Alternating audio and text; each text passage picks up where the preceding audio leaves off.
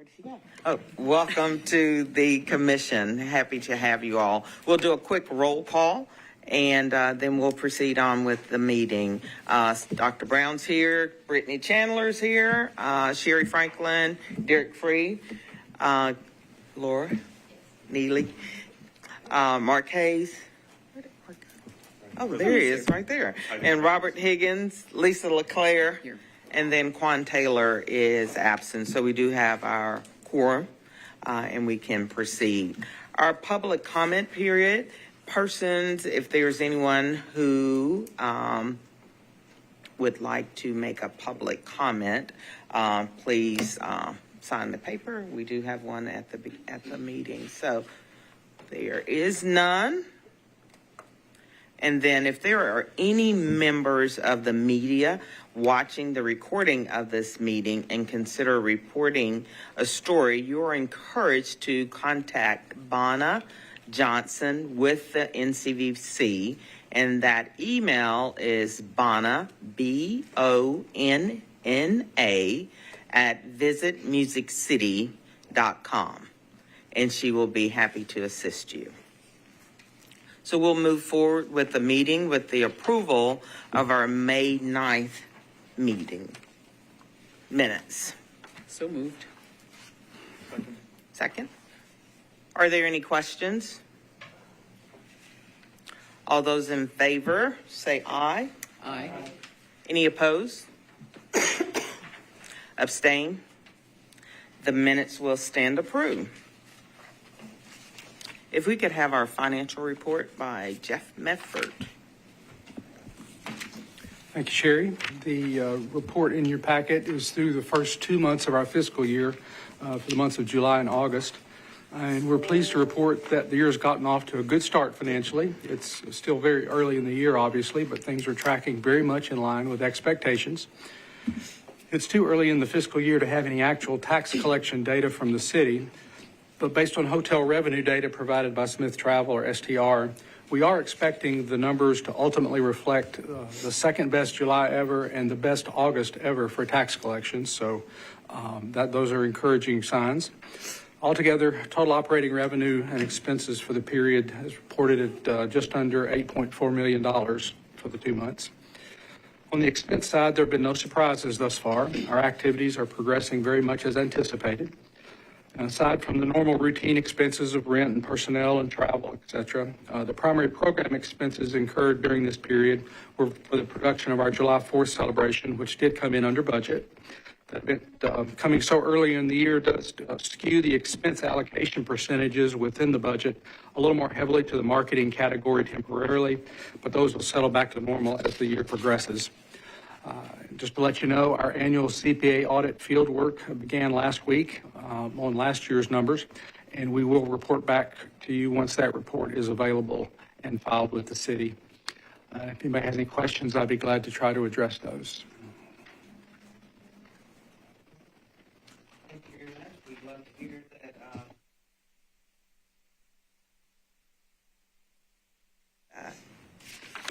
We will then move on to our CVC reports, starting with the president's report. Dina?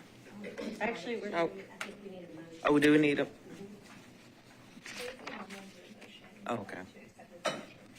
All right. If we could have a motion to accept the financial report. So moved. Second. Are there any questions? All those in favor say aye. Aye. Opposed? Abstain? The minutes will stand approved. And we'll move into our CVC reports now. Thank you. We're actually going to start with research. Okay, perfect. First. Morning, everyone. Morning. Senior Vice President of Research at CVC. Today, I will be discussing with you the research I've currently received to help you understand the current state of Nashville's tourism industry. I'll recap the state's recent visitation economic report on Davidson County. And then I'm going to walk you through hotel performance over the summer and look ahead to see how our fall is pacing with our hotels. You might have caught our recent press release earlier this month at a county level Tourist Development Annual Report on 2023 results. For Davidson County, which is the national city limits, the Tourism Economics, which is a subsidiary of Oxford Economics, reported last year that the city attracted a total of 16.8 million visitors, who spent an average of $640 per visitor.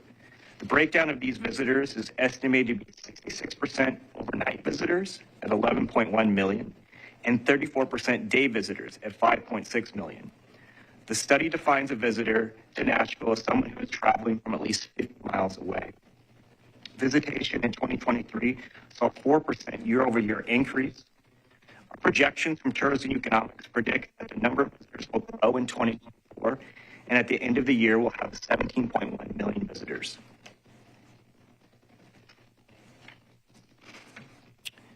Last year, while in Nashville, our visitors spent 8% more than they did the previous year at a record $10.7 billion. An easier way to digest that number is visitors were spending on average $29.5 million per day here in Music City.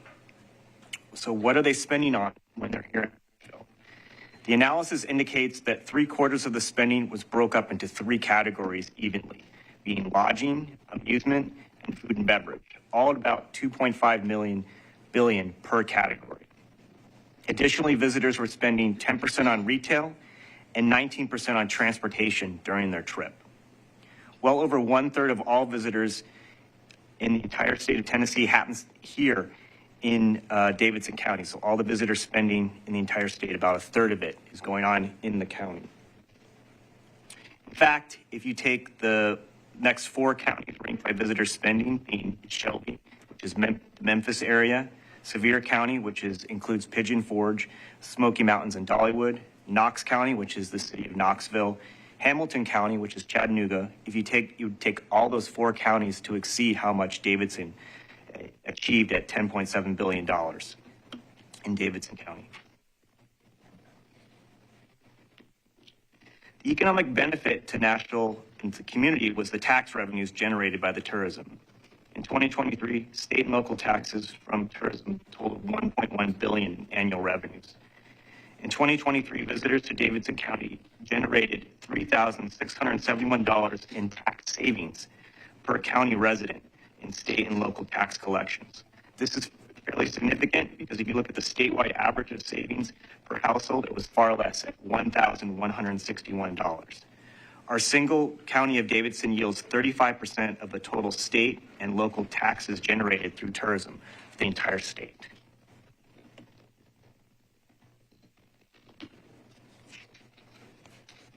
So switching gears, I'd like to focus on 2024 hotel results and projections for year end. Looking at the hotel demand, which is number of rooms sold, this year had its ups and had its downs compared to 2023 by month. Seasonal travel later this year than it did in 2023, with the impact of waning leisure demand, lessening hotel room stays. Also, Easter occurred on the earlier side this year. It ended up being the 5th Sunday of March. So instead of having 4 Sundays, March had 5, and the 5th one being Easter, it was down 4.8% in rooms sold. When we get into April, we did see positive growth, about 1.5%, and then May and June benefited from leisure demand drivers of downtown concerts and events. The first weekend of May was boosted by three concert nights of Morgan Wallen at Nissan Stadium. Also that weekend, there was a Predator playoff game, and several colleges had their graduation ceremonies. So that Friday and Saturday weekend, we sold over 75,000 hotel rooms, which is a weekend record. As a result, May was up 2.9%. As we rolled into June, our prime tourism summer month, events, CMA Fest, performance at Nissan was up 8%. Hotel down about 3.9%. That was from a recovery of conventions and meetings. We had Bitcoin, which was a conference at Music City Center that drew in 22,000 attendees. It's it did much better than July. It was up 4.2% in year-over-year demand. Additional major events happened. Kenny Chesney performed at Nissan Stadium on August 3rd. Chris Stapleton did 2 nights at the arena on the 9th and 10th. And then that mid-August, simultaneously, we had large conventions at both the Music City Center and the Gaylord. On August 8th was a boost by PBR, Professional Bull Riders. Their Stampede Days gave a boost to downtown hotels, as I said, on the 16th and 18th. And looking ahead, our fall is shaping up really well. We anticipate to see positive year-over-year growth for the next 4 consecutive months. Looking at STAR's hotel forecast. Overall, 2024's forecast for the annual demand, you should see about a 1% increase. And that'll bring about 10 million rooms to the city.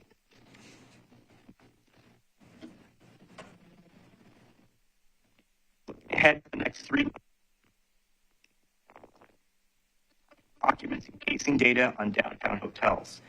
This is aggregated hotel reservation software of about 73% of the downtown hotels and midtown hotels. So we get a very good sample size from this data. It helps us look to see how they're pacing from the same time last year.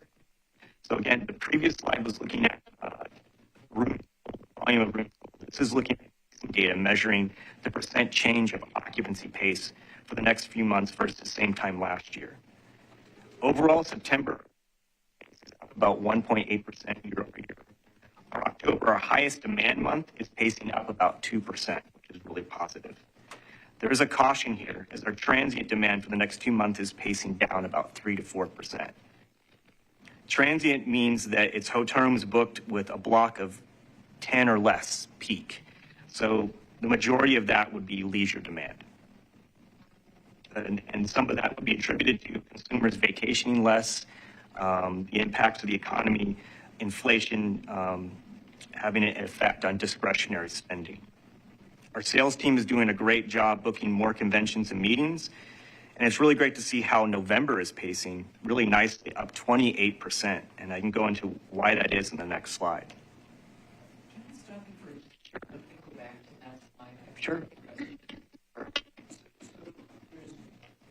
Committed, and then there's total with group committed. Tell me what the difference is there.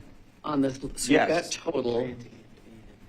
There's transient and there's 2 types of group. Group is what's on the books and then what they're committing, anticipating blocks from conventions. I gotcha.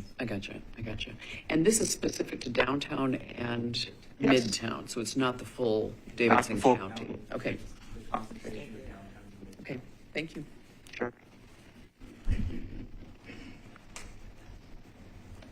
So here's the next 3 months looking at this travel click data.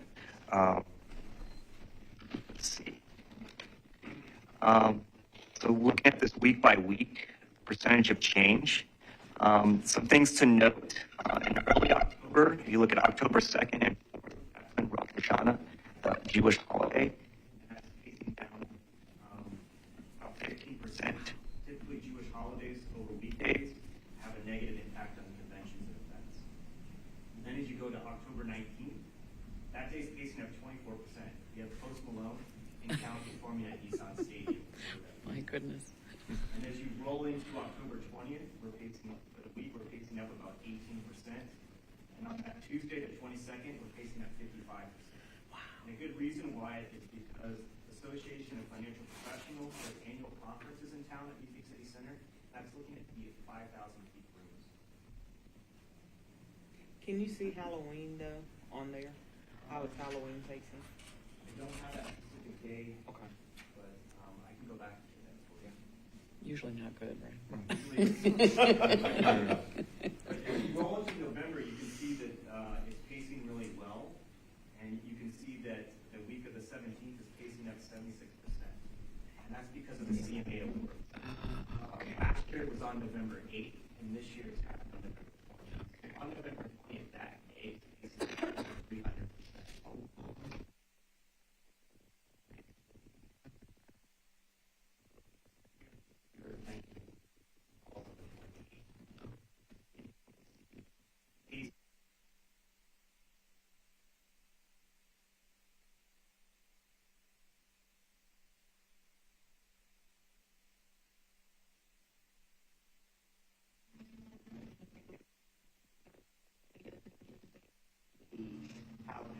how the holidays affects our booking base, especially March, when you go back and look at March and Easter in March compared to April the last couple of years.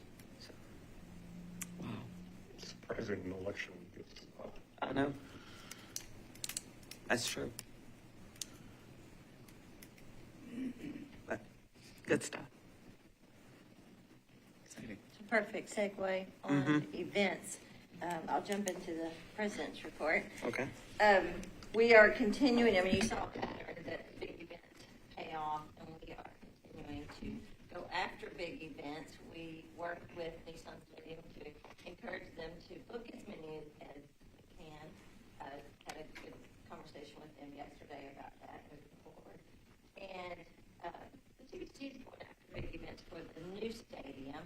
We have been in conversations with the NFL, with World Rugby, with FIFA for World Cup Club Series, and with Premier League about bringing some events back. And more immediate, we have booked you probably saw it last week, we booked the AU basketball tournament.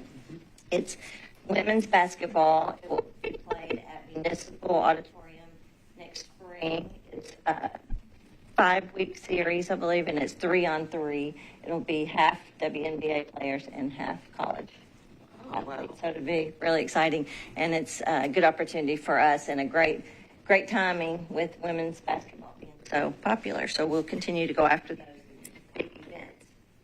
Moving on, along with big events, we had a very successful 4th of July this year.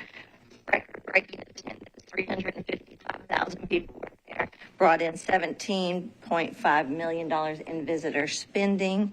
Most hotel room nights sold in Davidson County for the event averaged 27,136 hotel rooms. The highest previous peak was in 2019. Just to recap, we had Chris Young, Girl Named Tom, Blessing Offer, Yola, which ended up being canceled because of the weather, unfortunately. That happens. We added drones this year for the first time. They were very well received. We had great feedback from adding that. And we focused on safety. We added red frogs for the first time, and we added the safe bar training to our concessions there. Our charitable component for that event was Pencil Foundation, and we encouraged our sponsors to donate. Dr. Pepper ended up donating 500 backpacks, and Simply Done donated 500 school supplies for those backpacks. So that was really good. We have a quick recap video I'd like to show you all.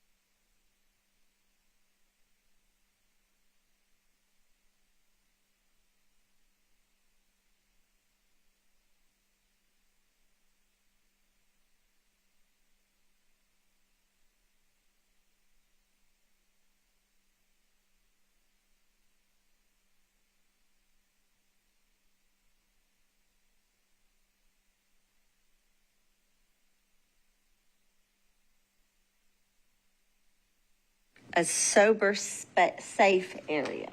We're working with Cumberland Heights to offer an area where there's not alcohol in that zone, so people can come out and enjoy the event without, being around people that are drinking.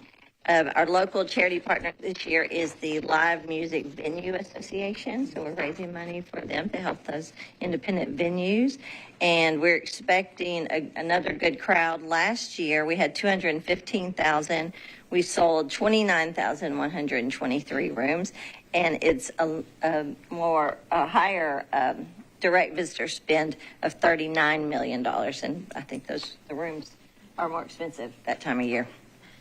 Again, we had a 5-hour live TV show on CBS, which we will have again this year, and it was equivalent to if we had bought advertising instead of the free show, it would have been $294 million, which we could not afford.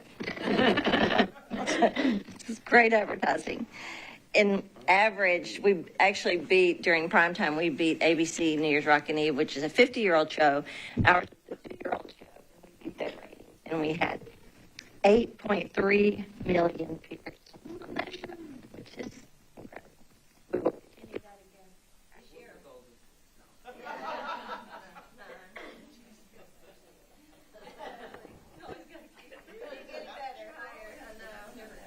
We do have really good talent, so there's a good chance of that. One new program I wanted to tell you all about. It's called Climbing the Charts. It's a new business accelerator program. We will be rolling it out soon. It will be for January 2025. We'll start it. It's an 8-month program, and it's really an incubator program to help small businesses understand and grow their business through visitation, through reaching the visitors that are in town, helping them with marketing, social media, even as far as financing. We'll have a different speaker come in every month and do a 2-hour program. They will receive a stipend at the end of it. They'll receive free membership with the CBC for the first year and 50% off for the second year. Be a good opportunity for them to learn more of how to reach the visitors, how to engage more with us, and we're really excited about it. We'll have a selection committee. There'll be an application process. 10 businesses will be chosen, and it'll start in January. So we're excited about that one. It's all for minority businesses. Oh, Is this information on the website? Not yet, but it will Okay. be. Okay. We're about to roll it out. So we'll have a press release, and then we'll roll it out, and Maria is spearheading this effort, and we're very excited about it. I've sort of been out of commission here for a couple of weeks. So I just want to make sure I didn't miss something. yeah, I like that. One more thing I was going to ask you, if I'm sorry to interrupt, I don't know if everybody knows who the Red Frogs are. Do you know? No. Okay, Do you know? yeah, I'll explain that. Yeah, kind of. Well, if you don't, you will know on Friday, there's actually a ribbon cutting. They're doing a press conference down there, downtown on Friday night. They are set up. It's a new program. We use them at 4th of July. CMA Fest used them. Vanderbilt Rites of Spring used them. It's a volunteer organization. And what they do is they set up a tent in here downtown on the weekends. Now they're setting it up at 2nd and Broadway where the road is closed, and they have events there. And what they do is they're the group that will intervene if someone is very intoxicated and they are, either on their way to jail or a hospital or somewhere in between, or can't find their way back home. They will help them. They will give them hydration. They will charge their phone so they can reconnect with their party, or they'll walk them to their hotel rooms. They'll help them get back safely. So we're very excited about this program. The mayor's office just approved it, and they will be downtown every weekend. They already have some really great stories and examples of how they've helped people. So it should make a big difference. So ribbon cutting. Friday at 6:30. And the last thing I have is we have a Walk of Fame ceremony on October 30th. You're all invited. It's at 1 p.m. in the Walk of Fame Park. And we have already announced 4 of the inductees. There's one more surprise to come. Will be announced in October.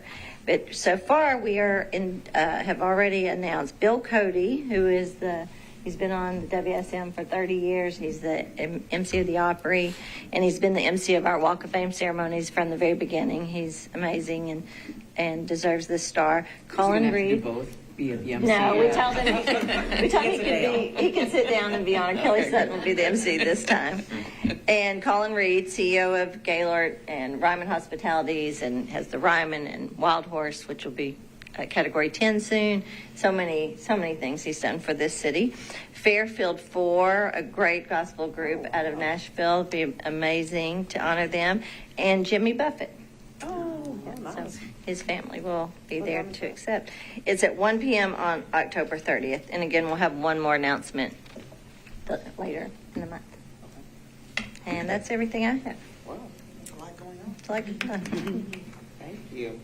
All right. Adrian. Good morning. The sales team wrapped up fiscal 23-24 at 104% of goal for the convention side and 119% of definite room night goal. I'm going to keep going, Sherry. A common theme, recurring. 119% of definite room nights to goal for tourism team, which a really successful year. We're off to a good start in fiscal 24-25 and on pace to achieve all assigned quarterly goals for the team. One of the tools this year, we're really going to focus on prospecting quality versus quantity, really delving down. One of the tools we're using to do this is by promoting need periods for the city. Over 30 hotels throughout the downtown and midtown areas have come on board to offer some promotions, some rebates for groups that are willing to meet in those need months. And need months are defined as a month for the city that's off pace greater than 50% on the group side. So think July, August, December. Sherry knows I'm going to say December. It varies by year, but it's based on what's already definite on the books. So we've really delved down with the community to offer that. It's been a great prospecting tool for our regional team. So thank you to the community for supporting us on that front. As a result of that promotion in fiscal 23-24, we booked nearly 130,000 room nights over need periods and generated over 800,000 lead room nights, which are still in the pipeline and we're working to close. This year, we will also focus on increasing our conversion rate. It's important to note that the average booking size has not yet returned to fiscal 18-19 levels, so this year we'll work to increase that average booking size by about 5%. You know what? I have it in my notes here. I'll come back to you on it, Sherry. Pardon me. We anticipate that in 24-25, we will finally match or exceed 18-19 definite room nights, which was a record-breaking year for the city. The theme of this fiscal year is normalization, pre-COVID. Finally, the group market is about to fully recover to those 19 levels, which were a record-breaking year for the city. And if all holds, 2025 will be a record-breaking year for the Music City Center in terms of confirmed definite or committed definite room nights if all holds. Another part of the strategy for the coming year is attending and hosting more events. We've heard from our partners, our member partners, that they want to participate. They want to be in market with us, which is one of our strong suits in having 8 regionals throughout the country, the backyard of our clients. Some of the highlights of those events in the next couple of months include our tourism team is attending the International French Travel Market. It's a new show for us with Travel South Partners. This is a first-time event for our team. Top 20 hit artist Damian Horn is performing in our booth, just exciting. Also on the international tourism front, we will attend Brand USA Travel Week in London. Heather and her team are very active on that effort. On the convention side, we are once again sponsoring the American Society of Association Executives Summit Awards in DC, which is later this month. Thank you to Gaylord Opryland for co-sponsoring that event with us. We are taking rising star Mark Parker on the road with us to perform for over 800 association executives and industry partners. Mike was a top 10 contestant on American Idol. In October, we're conducting a sales blitz in DC with 15 member partners and once again exhibiting at IMEX North Americas in Vegas. Typically, we have about 500 potential or existing clients that roll through our booth during that time, and we're taking 13 member partners with us. The interest on the partner side is very high. We have waiting lists for all of our events, so we continue to offer up as many of those opportunities to our partners. We like to take them with us and talk about Nashville. Happy to answer any questions you might have. So the DC sales was sales only, and then are you doing a reception? Yes. So we'll do what has worked well for that market, because a lot of folks still aren't back in their offices, is a lunch and then a reception. And then this year we're actually tagging on, there's a joint PCMA MPI event that we're going to be part of as well and sponsoring. So we'll tag that on as part of the event as well. More bang for the buck. Awesome. All Marie? right. Heather or Marie? Marie. Hello, everyone. We are coming off of a fantastic summer. We had 2 record-breaking conferences, minority companies. Delta Sigma Theta, their Southeastern Regional, was a record breaker for us yet again. They were a record breaker in 2019, so we kind of broke our own record.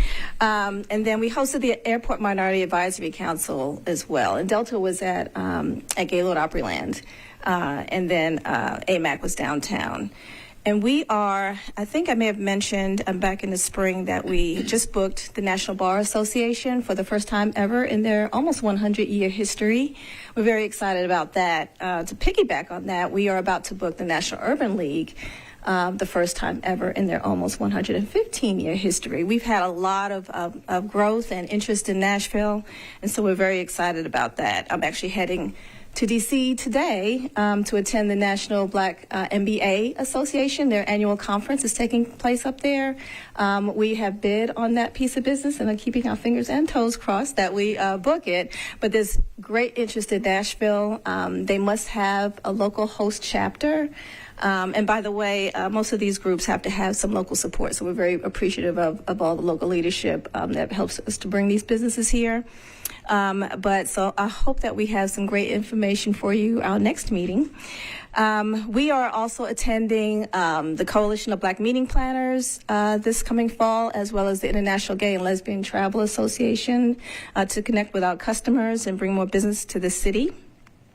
And I would love to share with you that we have recently partnered with Urbanite Nashville, as well as the Tennessee Pride Chamber, on 2 new guides for the city. And so we are helping to support and promote all the wonderful community events that are taking place, as well as the businesses that are here in our city and for our visitors and our locals as well. We do have some copies of the guide on the counter in the back if you'd like those. And if we have any questions, please feel free. That's awesome. Heather. Oh. Yeah, I do.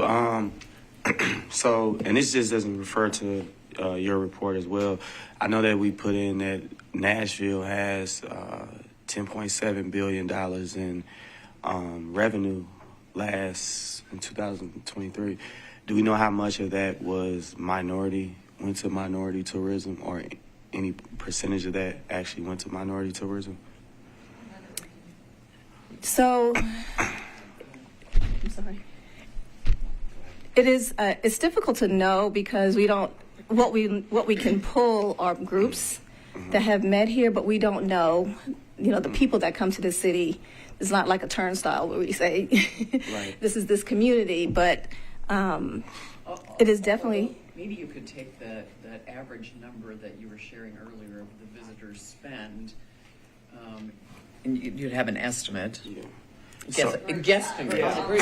For groups, yeah, but there's no way to track leisure The only reason why I travelers. say that is because I read a report that less than 1% of tourism was actually spent in minority-owned businesses. And as a minority-owned businesses, one thing that we face, the challenge, is tourism in Nashville. I walk down on Broadway any day of the week, and you may see 200, maybe 100,000 people down there throughout a day. It's a lot of people. It's a lot of ways to grow those businesses. But then when we go to other areas of Nashville, that same support doesn't show. And as a business owner, one thing that I look for, businesses thrive off tourism. Absolutely. And as a 20-year business owner, I don't feel the economic impact of the tourism in Nashville. So promoting a more diverse tourism probably would help expound that number, because minority businesses are closing at an alarming rate. Businesses in general, but especially minority, especially when we talk about less than 1%. So my challenge is, how do we grow that number from 1% to more, to help push more tourism and to help grow and support more minority-owned businesses and just people, economic businesses in Nashville. Absolutely. And I commend you. First of all, I know that you hosted the Deltas when they were here for opening reception. But that's also part of the accelerated program that we're working on to make that connection and let them know what's going on in the city and connect them with the opportunities. And those visitor guides too, I think, are a Absolutely. great tool. Yes, yes. How can we let them know, or I guess get more people engaged in that accelerated program? When Has there we been roll a it release? out, Okay. we haven't released it yet since we released it, but Yeah. we would encourage you all to help us spread the word Okay. too, because we want as many applications. Is the accelerated, you mean that's the program to, For minorities. That's the for program. minority businesses to teach, Yes. to show them how to do that? I think that that's a great program as well, but I think that it's a little bit deeper than us knowing what conventions is coming. It's more about us actually reaching out to conventions that serve every community, because we can know that a lot of these conventions are coming, but if they're not marketed to come to, they're promoted to come to Broadway, they're going to Broadway, no matter if we know them or not. They're marketed to come to, if they like honky tonks or whatever, that's where they're going. So how do we go deeper and promote more inclusive and diverse conventions and stuff that people like to see different things about Nashville? Because I can join and I can learn all about the conventions that's coming, but if people they already have an idea in their mind of what they're coming to Nashville for, they're still going to go there. So that's not going to be a situation that would really turn the needle as much as we think. I think that we have to dig a little deeper and figure out, how do we bring in more diverse tourism with people that are looking for more than not just that, And I think I read in an article as well that Mayor O'Connell has a table where he's pushing in the next 10 years, this Nashville Next, where they're pushing diversity and trying to figure out how to diverse Nashville a lot. Yeah. That's our strategic plan. I seen. I don't know, but I don't know exactly who referred it, but I did see that, and I would like to know what those plans are, because me being a 20-year resident, I also know that Broadway wasn't built overnight, but it was just built up probably in 2010 to present, as much as it is now. So if we take these next 10 years and have a concerted effort of growing Nashville unilaterally for diversity too, then I can see those numbers going from 10 billion to 15 to 20 billion, because now we're serving more communities. And we want everybody to benefit from the success of tourism. And I can tell you that this is something we have been working on for a long time. And there is great interest, and we book quite a bit of multicultural business. I think it may seem like everything is downtown, but when we sell to our customers, we're selling all of Nashville. I think because, the Music City Center, we have hotel package downtown, is almost an organic thing. We book a lot of groups downtown. We book at Gaylord Opryland as well. I know you can speak to that. So yes, there is a need for sure. And just know we are definitely working on that. And we need partners like you who, can help us spread that word and participate in it. For sure, and I will be an advocate of that. I have always been an advocate of that. I know that one thing is that the prices of Nashville aren't going down.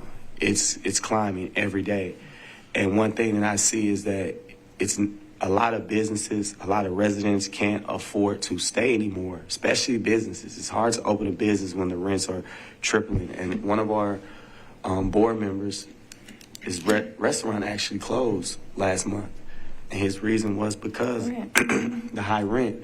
So for in order in order for us to be able to sustain in Nashville with the high rates, because real estate people just see the numbers and they're like, hey, I can go up on rent because 10 billion was pushed in the economy, but that money is staying in one area, so they can afford these higher rents, but the outskirts can't. So I just see that happening a lot. And every time I turn on the Business Journal, another business is closing. Another business is closing. So I like to see that change. I like to see more just equality in economics around the city. Absolutely. Thank you for sharing that. And I think we can probably say this for all of our sales team. You know, we're talking with other customers too, and we're talking about Nashville, but it's not a unique issue for our city. And so, you know, affordable housing, that's impacting us too, staffing as well. So it's a global issue. But thank you. We're working on it. Thank you.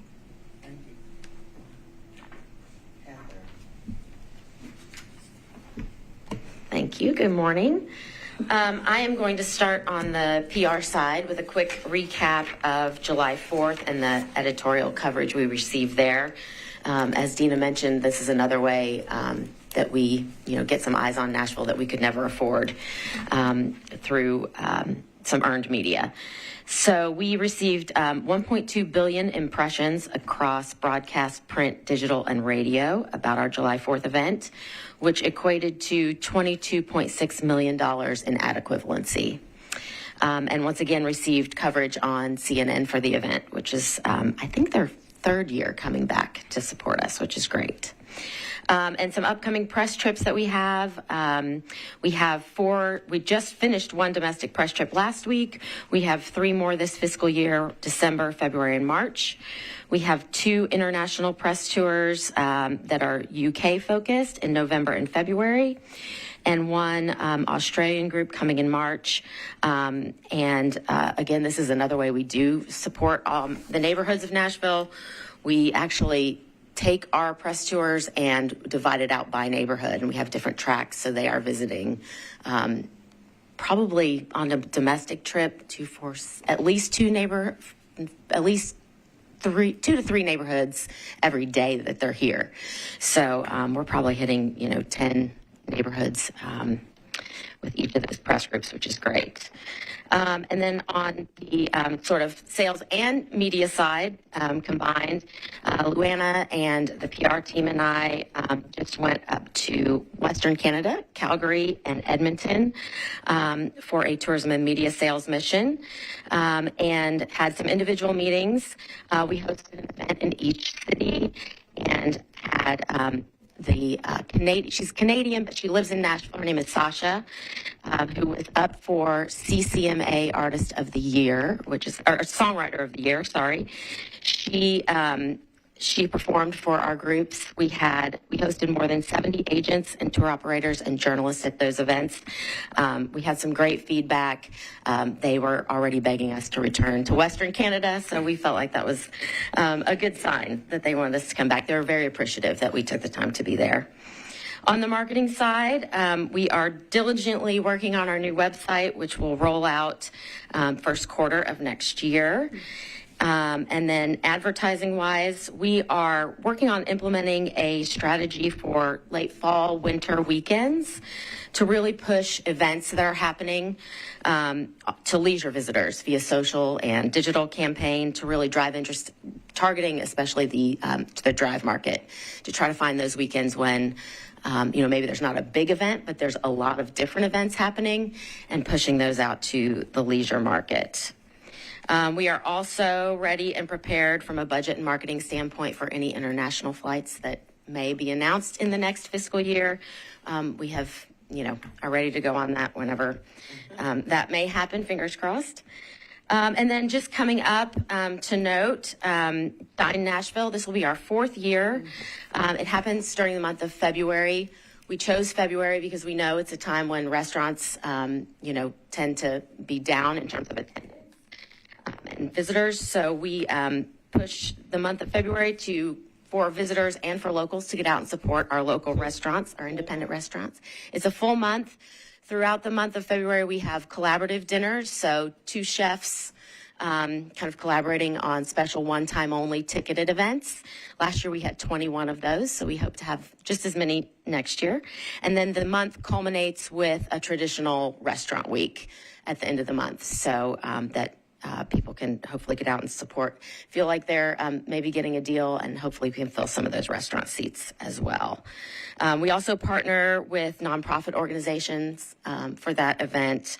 And the last couple of years, we've done Giving Kitchen and Big Table, and we're working right now to finalize who that nonprofit partner will be this year. So we're excited about that coming up.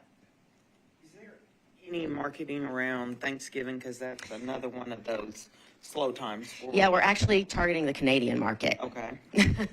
Because it's not their Thanksgiving. Right. So, and it's a little warmer here than it is there. So we are working on that right now. Are there opportunities for any of the hotels for partnerships? Not on the marketing side of it. Okay. We do have those co-op programs running. We've had quite a few hotels take advantage of this fiscal year. We have, I think it's 5 different co-ops that we're offering, and those have performed really well. Thank you. Do you anticipate you'll rerun those co-ops out for? Yes. For 25. Yes. Yeah, they're performing really well, and it's helpful at a time when leisure is really flattening for all of us to pull together. Sorry, and I saw we got a flight to Frankfurt. Is that right? Well, no. Do not let you take that one. The Business Journal reported that, but we do not have a flight to Frankfurt. Nothing is confirmed. Not yet, huh?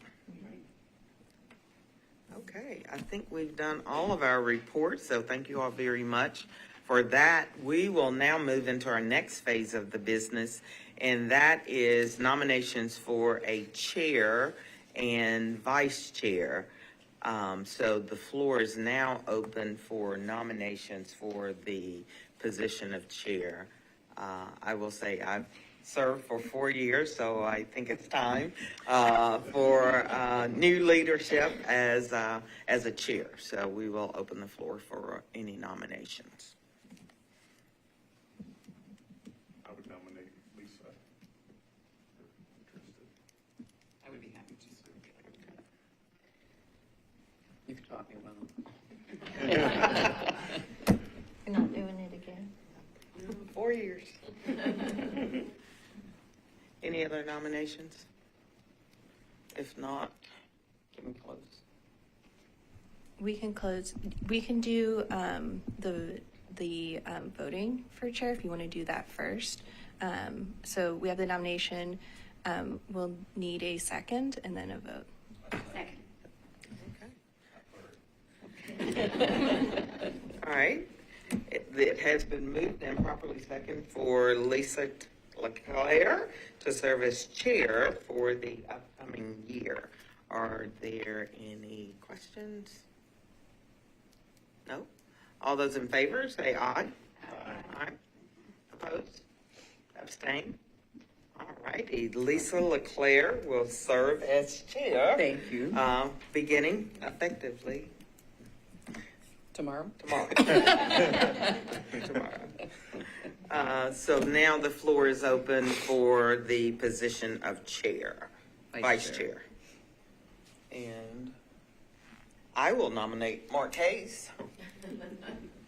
Accept. All right.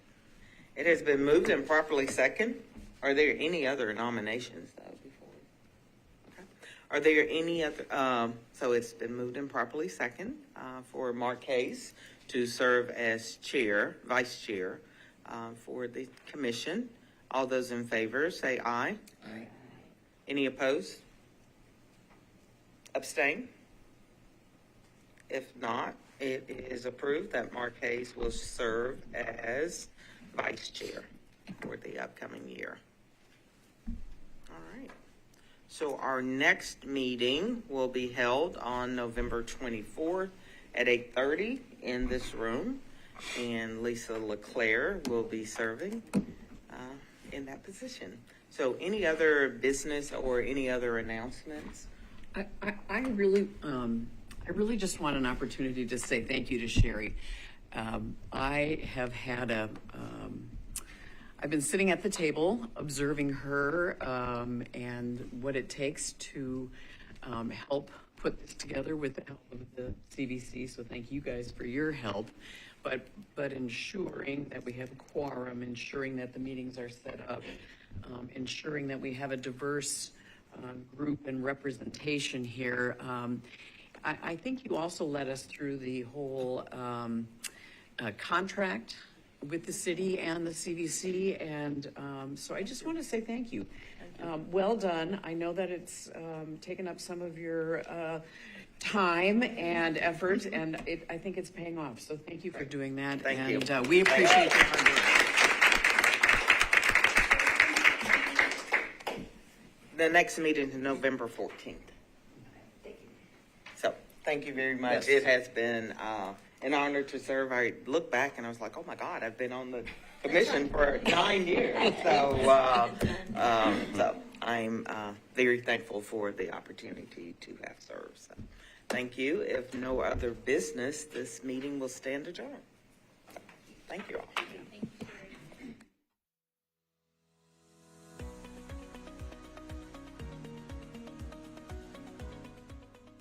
This has been a service of the Metro Nashville Network.